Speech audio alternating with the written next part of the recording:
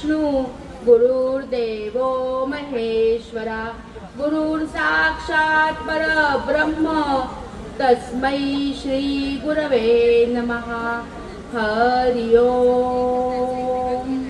पूज्याय राघवेंद्राय सत्यधर्मरथाय च भजतां कल्पवृक्षाय नमतां कामधेनवे आपादमौलिपर्यन्तां गुरुनामास्तुति स्मरेत् तेन विघ्नाः प्रणश्यन्ति सिद्धन्ति च मनोरथा। हरि ओम। कानिफा प्रबुद्ध नारायणा नाथ पंथी का पालिका ब्रह्मचर्या तुझा ठेवा सिद्धनाथा कानुखा ग्रंथकर्ता योगी राजा मंत्र सिद्ध गुरुसेवका कुर्या सदा मंगलम शिवमंगलम गुरुमंगलम शिवमंगलम ज्ञानमंगलम। हरि ओम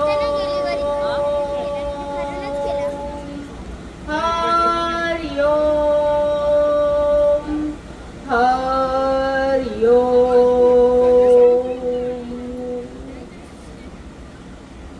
माझे सद्गुरू श्री देवेंद्रनाथ महाराज, त्यांच्या गादीवर विराजमान असणारे पीठाधिपती श्री खगेंद्रनाथ महाराज, श्री स्वामी समर्थ शंकर महाराज, अशा सर्व देवतांना विनम्र अभिवादन करते।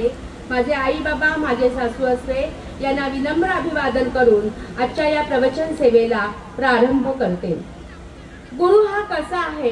गुरु ब्रह्मा विष्णू आणि महेश यांच्या पलीकडचे एक परब्रह्म असं छान तत्व आहे। आणि म्हणून या गुरु ज्याला लाभला त्याचं जीवन हे कृतकृत्य होऊन जातं। आणि म्हणून पीठाधिपती श्री खगेंद्रनाथांनी यावर एक सुंदर असं शाबरी काव्य लिहिलंय। यास लाभला दिव्य गुरु धन्य भाग्य त्याचे पदरू त्यांना नाही देव तुझा जाणे न लगे तीर्थ काजा। गुरु मंत्राचा अखंड घोष ध्यानी म्हणी गुरूंचा उद्घोष। गुरुदेवांचे अखंड चिंतन गुरुचरणांची सेवा दर्शन। गुरु आळविला मनी पहावे गुरुला ध्यानी मनी। गुरु पूजिला अंतःकरणी गुरुला स्मरले क्षणोक्षणी। काया वाचा मने अर्पुनी गुरुरायाला देह अर्पुनी। गुरुरायाचे अखंड पूजन हेच बद्री केदार तपोवन। विश्व हेची भासे गुरु मंदिर न लागे गंगा तीर। सर्व नद्यांचे तीर्थ गुरुचरण हेची अमृत।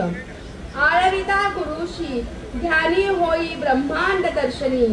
गुरु ज्ञानाचा सागरू मेरुमणी विश्वांतरी। अनंत जन्म पुण्य राशी गुरुदर्शन होई त्यासी। मम भाग्य स्वये उदयले सद्गुरु सदेह अवतरले। शिष्य खगेंद्र ठेवी माथा सद्गुरु श्री देवेंद्रनाथा। या काव्यातून आपल्याला ज्यावेळेस सद्गुरु लाभतात त्यावेळेस खरोखर आपलं भाग्य उजळून येतं। त्यातून आपल्याला गुरुमंत्र मिळतो आणि ध्यानी मनी एकच ध्यास लागतो, तो म्हणजे सद्गुरूंचा। आज शंकर महाराजांचा अष्टमी हा खूप मोठा दिवस मानला जातो। भारतात वेगवेगळ्या ठिकाणी अष्टमीचा हा उत्सव छान मोठ्या प्रमाणात केला जातो। मग हे कशाच्या पातळीवर होतं हो? तर हे भक्तीच्या पातळीवर होतं। मग भक्ती ही वस्तूसारखी दिसते का? तर नाही दिसत। मग भक्ती असते कुठे? हृदयात असते। आणि मग या हृदयातून येणाऱ्या या भक्तीतून एवढे मोठमोठाले कार्यक्रम होतात। अनेक भक्तगण उपस्थित राहतात। कार्यकर्ते मनापासून काम करत नसतात, ते सेवा करत असतात। त्यामुळे सेवा हाच खरा धर्म या जगताला ज्या माझ्या सद्गुरू देवेंद्रनाथ महाराजांनी दिला, त्या सेवेचं महत्व फक्त या सद्गुरूच्या सहवासातूनच प्राप्त होतो। मग हा सद्गुरूंचा सहवास म्हणजे नेमकं काय असतं? तर जगतातील सर्व नद्यांचे तीर्थ असतं, अमृत असतं। आणि एकदा गुरुला तुम्ही आळवलं की ब्रह्मांड दर्शन तुम्हाला होत असतं।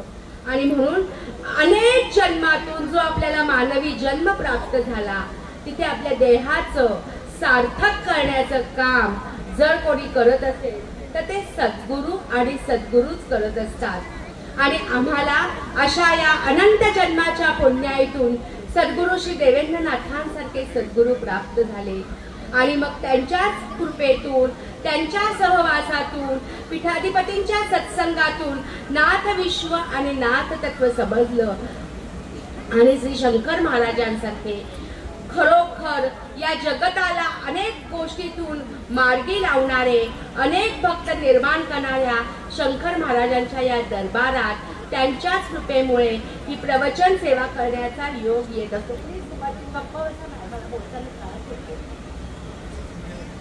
आणि म्हणूनच सत्संग जेव्हा तुम्ही राहता तेव्हा त्या सत्संगातूनच तुम्हाला बऱ्याच गोष्टी प्राप्त होत असतात।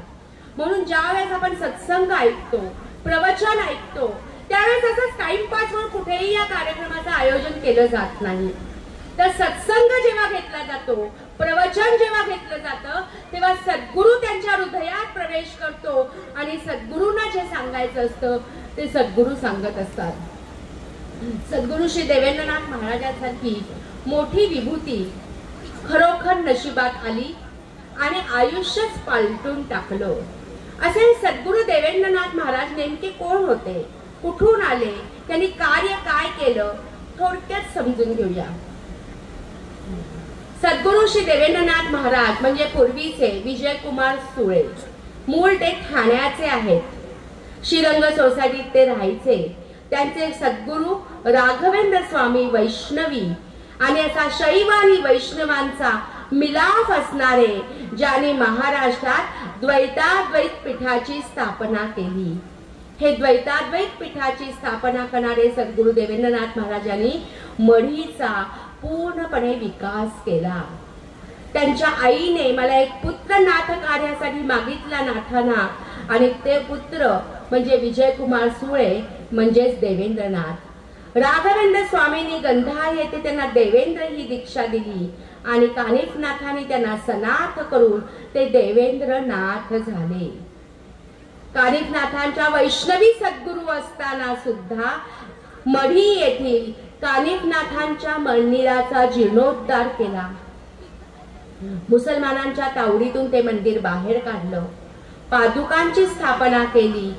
त्यावेळेस मढीला जायला कोणतीही सोय नव्हती, तरीही अतिशय कष्टाने तिथे जात मोठा गड आहे, मोठ्या पायऱ्या आहेत, प्रत्येक पायरी झाडत ते म्हणायचे मढी सुजलाम सुफलाम होऊ दे।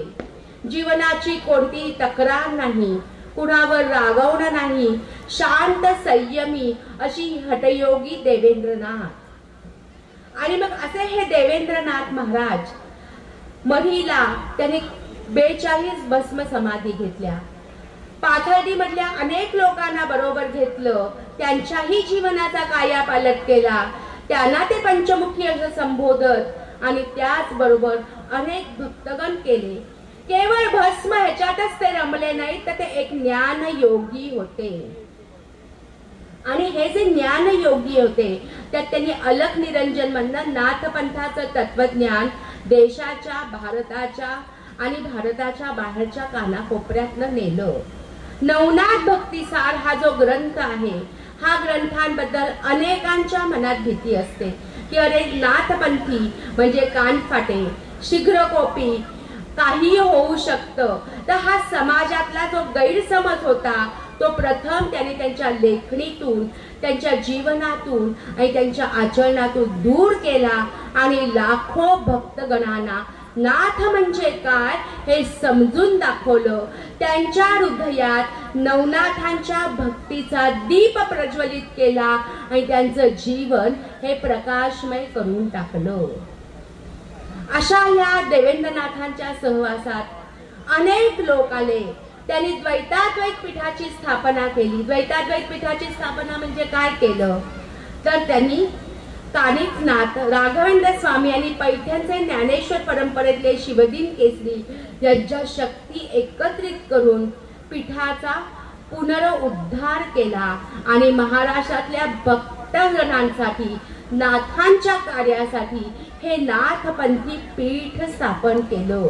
मग हे पीठ म्हणजे ज्वारी बाजरीचं पीठ नसून आज तुमच्या समोरच्या पादुका आहेत, त्या पादुका म्हणजे नेमकं काय यावर अलख निरंजन मध्ये सुंदर असा लेख लिहिला. तुम्ही बघा जरा, मगाशी 6:45 वाजेपर्यंत पादुका पूजन चाललं होतं. हे काय होतं? केवळ दूध, पाणी, मध ह्याचा अभिषेक एवढंच भौतिक असतं का हो? तर नाही. अंतरंगातून आपण आपल्या गुरुपादुकांचं पूजन करतोय.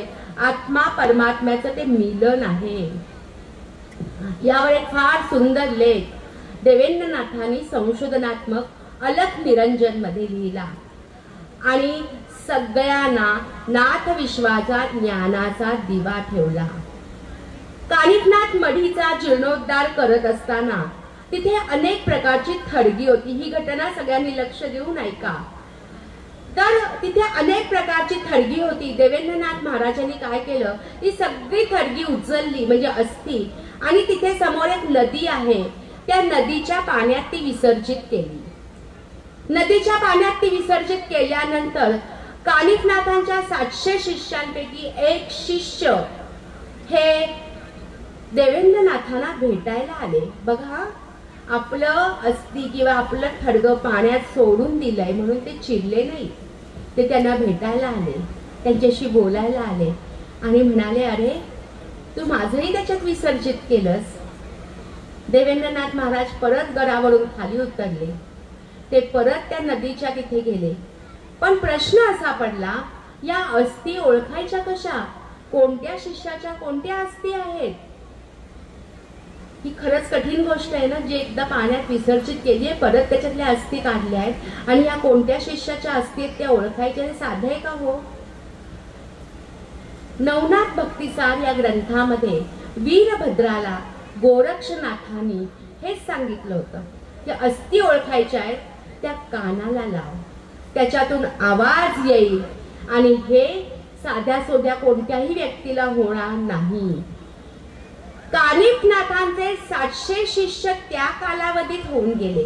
त्या कालावधीतले ते शिष्य आणि त्यांच्या अस्थी विसर्जित झाल्या त्या परत ओळखण्याचं एवढं मोठं ज्ञान, एवढी मोठी सिद्धी एवढ्या मोठ्या महापुरुषालाच अवगत असते हो.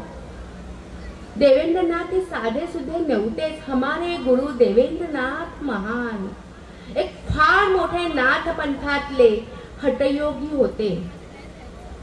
स्वामी स्वरूपानंद, साताचे त्रिपुटीचे गोपाळनाथ आणि नंतरच्या काळात शिवदीन केसरी नंतर महाराष्ट्राला मिळालेलं एक फार मोठी विभूती म्हणजे सिद्ध देवेंद्रनाथ महाराज यांनी महाराष्ट्रात नाथपंथ रुजवला, मोठा केला, मोठी संस्था काढली, भारतात आणि भारताच्या बाहेर फिरले आणि त्यांनी नवनाथांची गायत्री सुद्धा मिळवली.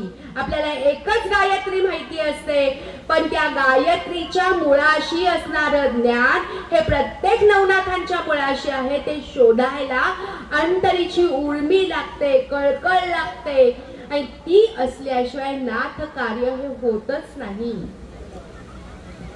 अशा या सिद्ध देवेंद्रनाथ महाराजांनी आता तुम्ही सगळ्यांनी जे हवन केलं, या हवनापाशी हे 9 जण बसलेले आहेत. इथे हे सिद्ध अग्नी आहे, फार सुंदर हवन कुंड केलंय, सगळे अगदी भक्तिभावाने करत होते, वातावरण एकदम वेगळं होतं. मग हे हवन म्हणजे काय आहे ते समजून घ्या.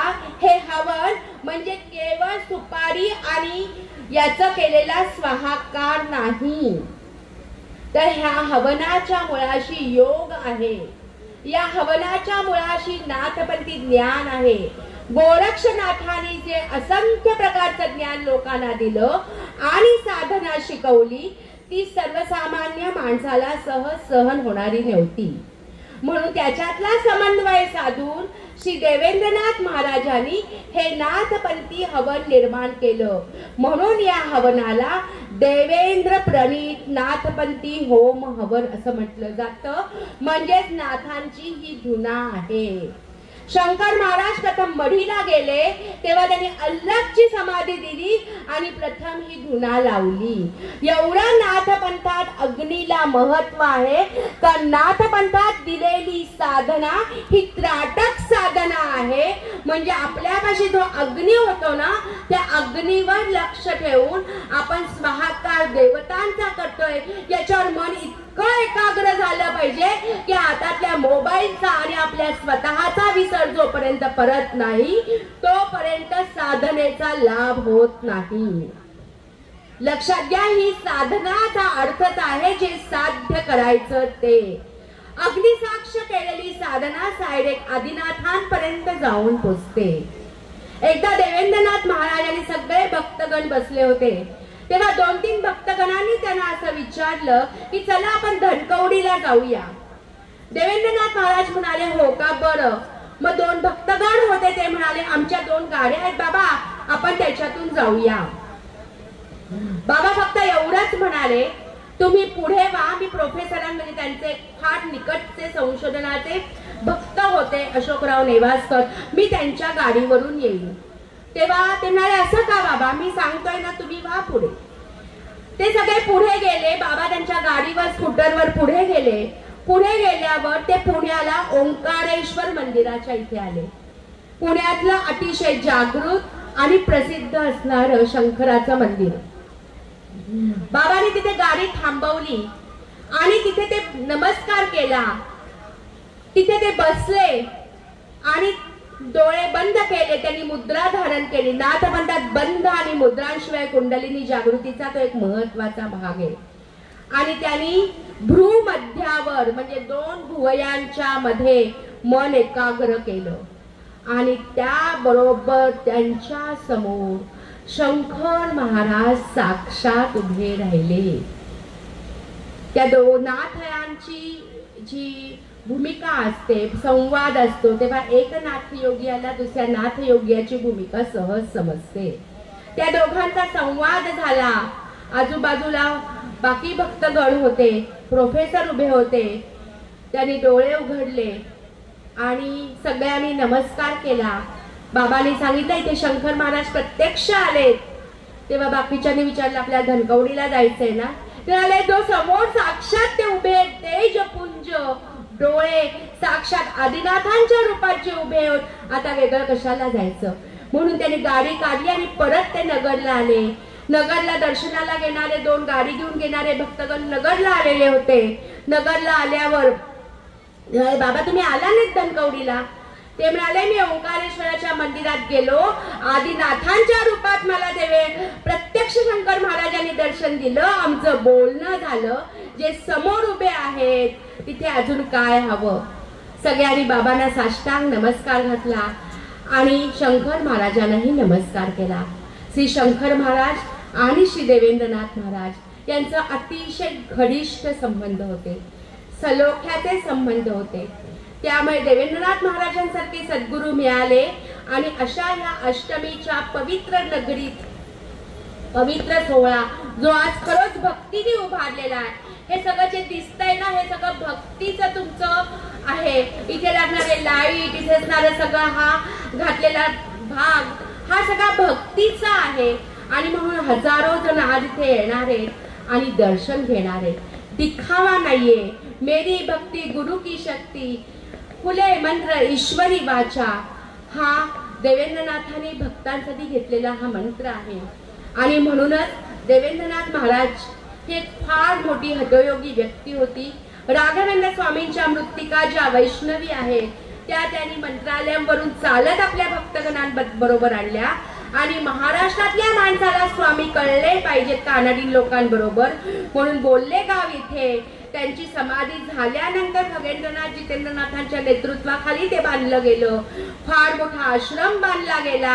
मडीला आज देवेंद्रनाथ महाराजांनी जिथे भस्म समाधी घेतली त्या मयूर टेकडीवर कानिफनाथ 12 वर्ष साधना करायचे, तिथेच त्यांनी 42 भस्म समाधी घेतली आणि तिथे शिवलिंगाच्या आकारातलं त्यांचं समाधी स्थान आहे। अशा ह्या देवेंद्रनाथांनी मारुतीची उपासना आपल्याला दिली आहे। या ठिकाणी आपल्याला मातेची उपासना दिलेली आहे, गोरक्षनाथांचे शाबरी मंत्र दिलेत। एक सगळ्यांना मी अगदी आनंदाने आणि अभिमानाने सांगीन, हे हवन करण्याचा स्त्री पुरुष असा भेद नाही, लक्षात घ्या। फक्त स्त्रियांनी 5 दिवस पाळा, कारण ती धुना आहे। नवनाथ भक्तिसार, गुरुचरित्र, श्री शंकर गीता, कोणतेही हे ग्रंथ वाचायला स्त्री पुरुष भेद नाही। हे ज्ञान आहे, अखंड ज्ञान आहे, जे ज्ञानेश्वरांनी पुढे आणलं। तिथे ज्ञानेश्वरांची समाधी सगळ्यांसाठी आहे, तिथे कुठे स्त्री पुरुष भेद आहे?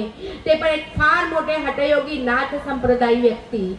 तेव्हा मनातला हा विग्रह काढा की नाथ शाप देतात, नाथ कोपतात। अरे भक्तीतून त्यांच्या जवळ जा, नंतर तुमचं आयुष्यच तुमचं राहत नाही, ते सगळं बदलतात हो, सगळं बदलतात।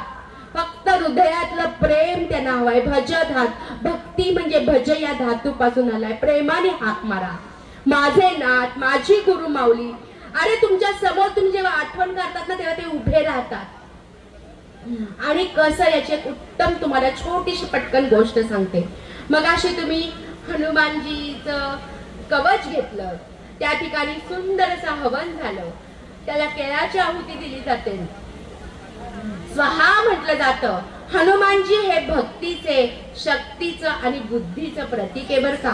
तेव्हा इथे असणाऱ्या समस्त मुलांसाठी, सगळ्या पालकांना मी एक सांगेन, घरी भीमरूपी राम रक्षा आणि हनुमान कवच म्हणा। त्याचे उच्चार, ह्या ज्या ध्वनी लहरी आहेत ना, एखादी गोळी शरीरात गेल्यावर कसं आपल्याला बरं वाटतं ना, तशा या ध्वनी लहरी म्हणजे रसायन शास्त्र आहे। तुमच्या शरीरात जातात तेव्हा शरीरातल्या अनेक गोष्टी, वाईट गोष्टींचं निर्मूलन होतं। काही लोक म्हणतात आम्हाला वाईट बाधा झाली आहे का, बाहेरचं पिशाच आलंय का? अरे कसलं मनात आणता, एकदा त्याच्या पुढे झुका, बघा कोणाची हिंमत होणार नाही तुमच्या पुढे होणारी। आणि म्हणून या हनुमानजींच्या बद्दलची एक छोटीशी गोष्ट सांगते, नीट लक्षात ठेवा, प्रत्येक भक्ताने हृदयात कोरावी अशी आहे।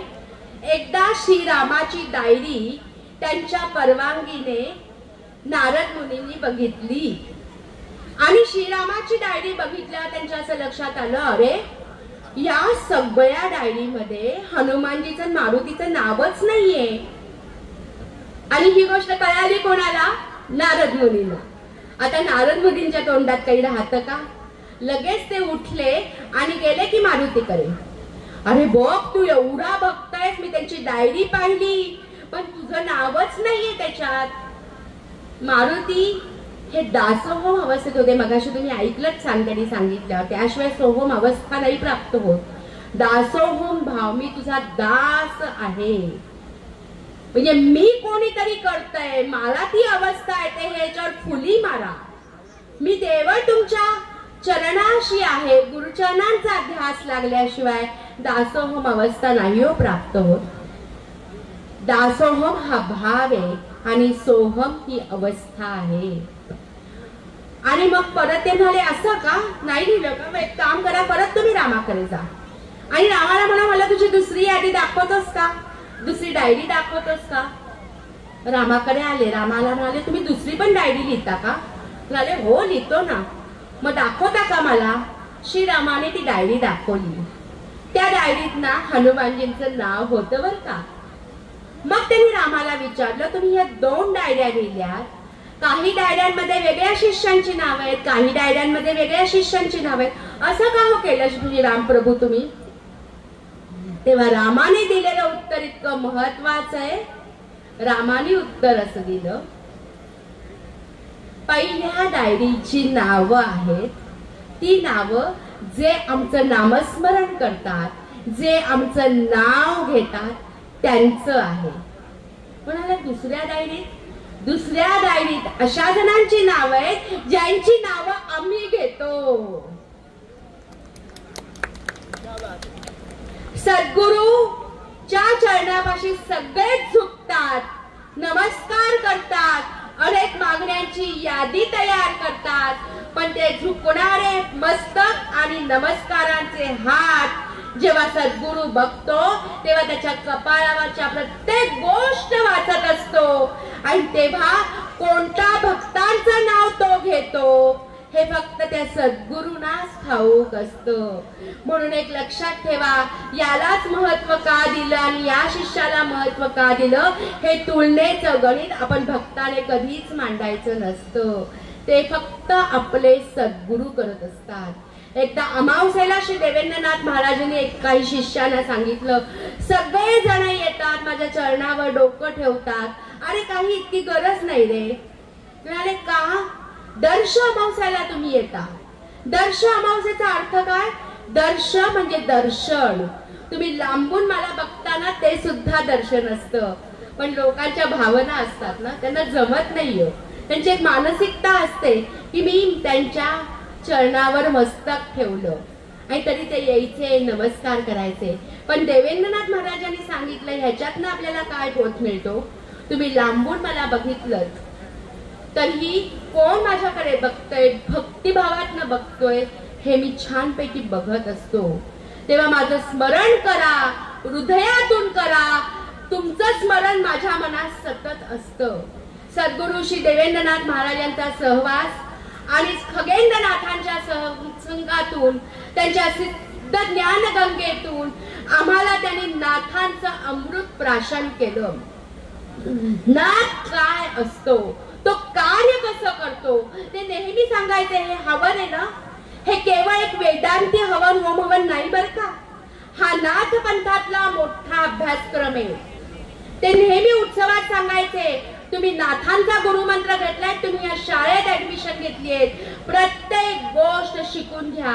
ते एक विज्ञान आहे, ते ज्ञान आहे. काही जणांना आचमन कसं करायचं हे सुद्धा माहित नसतं. स्वहाकार करताना त्यांना वाटतं भरपूर घातलं म्हणजे पुण्य मिळालं, असं नाहीये. आपण त्या देवतांची पूजा करतोय ही भावना हृदयात बाळगा. असं सहज सहजावस्थेत सांगणारे गुरु मिळणं, त्यांचा सहवास मिळणं हे खरोखर 7 जन्माचं पुण्य असतं. आणि ते आम्हा दोघांना तर मिळालंच, लेकीलाही मिळालं, पण आत्ताही या ठिकाणी आमच्या देवेंद्रनाथ परिवारातले काही जण उपस्थित आहेत, त्यांनाही ते मिळालं. म्हणून आज ज्या हवनाला बसले त्यांना मी विनंती करीन की हे नाथपंथी हवन आज तुम्हाला करायला मिळालं, हे मागच्या जन्मातलं पुण्य आहे. ज्यांनी श्रवण केलं त्यांनाही तेवढंच पुण्य मिळालं. त्यामुळे हे लक्षात ठेवा आणि मानस पूजेतून घरी करा. अशा या सद्गुरू देवेंद्रनाथ महाराज आणि शंकर महाराज यांचे खूप जवळचे संबंध होते. देवेंद्रनाथ महाराजांनी अखंड लिखाण केलं, खगेंद्रनाथाने केलं आणि ते करताना नाथपंथी काही ग्रंथ त्यांनी आवर्जून सांगितले. मगाशी मी इथे होते तेव्हा एक इथले सेवेकरी होते, मला नाव माहित नाही, ते घामाघूम झाले होते, दमले होते, मला दिसत होतं. पण अजून काय करू सारखे विचार होते. मी त्यांना म्हटलं बसा आणि पाणी प्या. नंतर त्या अवस्थेत ते येऊन म्हणाले, मला ना काही ग्रंथांबद्दल बोलायचंय. अशा सेवेकरांनाच सद्गुरू सगळं काही देतो. त्यांच्या हृदयातली भक्ती मी मघाशीच बघितली. आणि म्हणून देवेंद्रनाथ महाराजांनी अलग निरंजनचं लेखन करताना हठयोग प्रतिपिका हा सातवारामांच्या ग्रंथांचा पदोपदी आधार घेतला. हठयोग प्रतिपिका हे ग्रंथ 4 विभागात दिलेत आणि अष्टांग योग इतका साध्या सोप्या पद्धतीने सांगितला. पातंजल योगशास्त्र हा कोल्हटकरांचा ग्रंथ अप्रतिम. हठयोगी कसे होतात? आपण म्हणतो ज्ञानेश्वर एवढे मोठे कसे झाले, देवेंद्रनाथ कसे झाले, शंकर महाराज एकाच वेळेस गिरनारला असतात, एकाच वेळेस धनकवडीत असतात, एकाच वेळेस इतर देशांमध्ये तर कसं शक्य आहे? हे हठयोगी कसे झाले? शिवदिन केसरी कसे झाले? ज्ञानेश्वरांच्या परंपरेतले हठयोगी कसे झाले? तर पातंजल योग दर्शनाचा आयुष्यात एकदा तरी वाचा. त्याच्यातला विभूतीपाद हा ग्रंथ आहे. माणसाच्या वासना दूर करून, अहंभाव दूर करून या हठयोगाचं ज्ञान आत्मसात करून कशा त्यांना सिद्धी प्राप्त होतात हे त्याच्यात इतकं सुरेख दिलंय. ज्याला आपण म्हणतो ना एखाद्या गोष्टीचं पोस्टमॉर्टम केल्यावर कळतं की नेमकी ती बॉडी काय होते, तसे हे ग्रंथ हठयोगाचं अंतरंग खुलं करतात. म्हणून शंकर महाराजांचा 12वा अध्याय आणि 18वा अध्याय जरूर वाचा. 12व्या अध्यायात आमचे शंकर महाराज म्हणतात सिद्धीच्या मागे जाऊ नका. हे तुमचं दिलेलं शरीर हीच महासिद्धी आहे आणि त्याच्यात न भक्तिरस ओथंबू दे. म्हणून ज्ञानेश्वरी हे वगैरे हे सगळे ग्रंथ म्हातारपणात वाचायचे ग्रंथ नाही, तो आजच्या पिढीवर संस्कार करण्याचे ग्रंथ आहे. आणि म्हणून भगवद्गीतेत श्रीकृष्ण नेहमी सांगतात 12व्या अध्यायात की आम्ही भक्ताची भक्ती पाहतो ती इतकी उच्च कोटीची असते की कमळ आम्ही त्याच्या पायावर अर्पण करतो. म्हणजे हठयोग, कर्मयोग, ज्ञानयोग या सगळ्या योगात कर्मयोग आणि भक्ती योगातूनच तुम्ही हठयोगी होऊ शकता. शुद्ध अंतःकरणातनं या गुरु जवळ जा. 2 हात जेव्हा जोडतात तेव्हा त्या हातातली प्रेमाची शक्ती, नम्रता आणि प्रार्थना ही या हृदय कमलातून येऊ दे. आपल्या शरीरात जी षटचक्र आहेत त्याच्यातलं हृदयातलं चक्र फार महत्वाचं आहे. आणि म्हणून साधना करा, ओंकार साधना करा, गुरुमंत्र करा आणि जे आपल्याला गुरुनी दिलेली साधना आहे ती निसंग भावाने करा. मनात कोणताच भाव ठेवू नका. जसं साजूक तूप याला डालडा म्हटलं जात नाही आणि घरी केलेल्या तुपाला लोणकढी म्हटलं जातं, तशी परमेश्वराच्या दरबारातली भक्ती या लोणकढी सारखी असू दे. मनातला पण, मी आणि किंतु बाजूला ठेवा. संकल्प करा आणि विकल्पाने आपल्या सद्गुरूंपाशी जा. ते तुम्हाला सगळं काही देतील म्हणून जाऊ नका. ह्याचा ध्यास लागू दे, गुरुचरणांचा ध्यास. अशा या शंकर महाराजांच्या या अष्टमीच्या या दरबारात सगळे भक्तगण आले. या सगळ्याचा त्यांनी लाभ घेतला आणि एका सात्विक वातावरणातनं तुम्ही घरी जाणार आहात. तेव्हा आपल्या सद्गुरूंनी दिलेल्या शिकवणुकीचा प्रसाद हा महत्वाचा आहे, तो आचरणात आणणं महत्वाचं आहे. आणि म्हणून या शंकर महाराजांच्या या दरबारात, नाथपंथी दरबारात प्रवचन सेवा करण्याची सेवा मला माझ्या सद्गुरूंच्या मुळे मिळाली. म्हणून माझे सद्गुरू श्री देवेंद्रनाथ महाराज, खगेंद्रनाथ महाराज या सगळ्यांना विनम्र अभिवादन करते आणि हे प्रवचन सेवेचं पुष्प या सगळ्यांच्या चरणी अर्पण करते. तव सेवाम देही तव कृपाम देही, तव सेवाम देही तव कृपाम देही. बोलताना जर काही चुकलं असेल तर ते माझं असेल आणि चांगलं आहे ते माझ्या सद्गुरू माऊलींचं आहे, त्यांनाच ते अर्पण करते. तेरा तुझको अर्पण. जय गुरु माऊली. आदेश आदेश आदेश.